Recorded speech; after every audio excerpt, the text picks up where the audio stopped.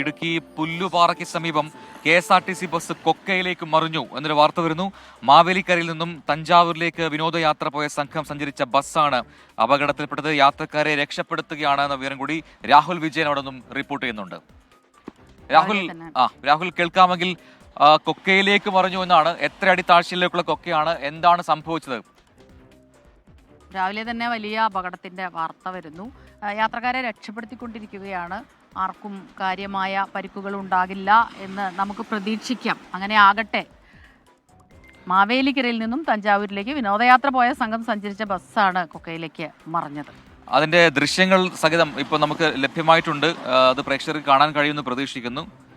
അത്യാവശ്യം വലിയ താഴ്ചയിലേക്ക് ബസ് മറിഞ്ഞിട്ടുണ്ട് എന്ന് മനസ്സിലാവുന്നു. രാഹുൽ വിജയൻ ചേരുന്നുണ്ട്. പ്രജിൻ, രാഹുൽ, എങ്ങനെയാണ് ഈ അപകടമുണ്ടായത്? യാത്രക്കാരെ രക്ഷപ്പെടുത്തുന്നു. ആർക്കെങ്കിലും കാര്യമായ പരുക്കുകളുണ്ടോ? കൂടുതൽ വിവരങ്ങൾ. സ്മിത, നിലവിൽ ആർക്കെങ്കിലും കാര്യമായ പരിക്കുകൾ ഉള്ളതായി റിപ്പോർട്ട് ചെയ്യപ്പെട്ടിട്ടില്ല. അല്പസമയം മുമ്പാണ് ഈ അപകടം ഉണ്ടായത് എന്നുള്ളത് മാത്രമാണ്.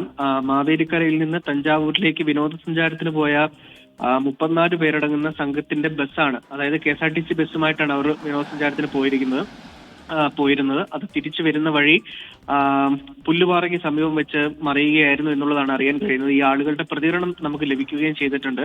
അവർ പറയുന്നത് ബ്രേക്ക് പോയി എന്ന് പെട്ടെന്ന് ഡ്രൈവർ പറയുകയും ആ നിമിഷം തന്നെ വാഹനം മറിയുകയുമായിരുന്നു, കൊക്കയിലേക്ക് മറിയുകയായിരുന്നു. ആളുകൾ 34 പേരായിരുന്നു വാഹനത്തിലുണ്ടായിരുന്നത്. കൊട്ടാരക്കര ഡിണ്ടിഗൽ ദേശീയപാതയുടെ ഭാഗമാണ് ഈ പുല്ലുപാറ എന്ന് പറയുന്നത്.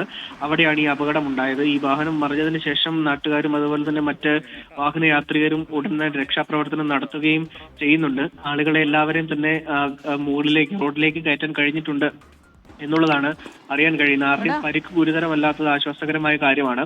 വലിയ ഈ പുല്ലുപാറയ്ക്ക് സമീപം വലിയൊരു താഴ്ചയിലേക്ക്, അതായത് ഒരു അത്യാവശ്യം താഴ്ചയിലേക്ക് ഇത് മറിഞ്ഞിട്ടുണ്ട്. അവിടെ നിന്ന് വീണ്ടും താഴേക്ക് പോയിരുന്നെങ്കിൽ ഒരുപക്ഷെ ഈ അപകടത്തിന്റെ തീവ്രത വലിയ അളവിൽ വർദ്ധിച്ചേനെ. അത് മാത്രമല്ല, ഈ മറിഞ്ഞ സ്ഥലത്തിന് ഒരൽപ്പം മാറിയ ഒരു വളവിൽ നിന്നായിരുന്നു ഈ അപകടം ഉണ്ടായിരുന്നെങ്കിൽ വലിയ താഴ്ചയായിരുന്നു.